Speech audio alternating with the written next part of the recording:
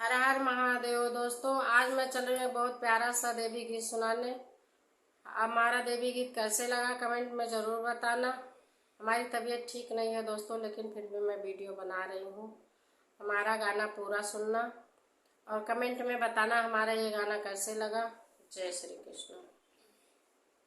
लेके आई मैं सोरहा सिंगार मैया, लेके आई मैं सोरहा सिंगार मैया। खोला खोला तू अपनी केवाड़ मैया, खोला खोला तू अपनी केवाड़ मैया।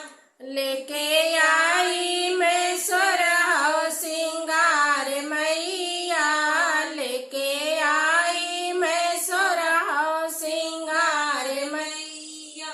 खोला खोला तू अपनी केवाड़ मैया, खोला खोला तू अपनी केवाड़ मैया। सिंदूरा भी लाल लाई, टीका भी लाल लाई, सिंदूरा भी लाल लाई, टीका भी लाल लाई।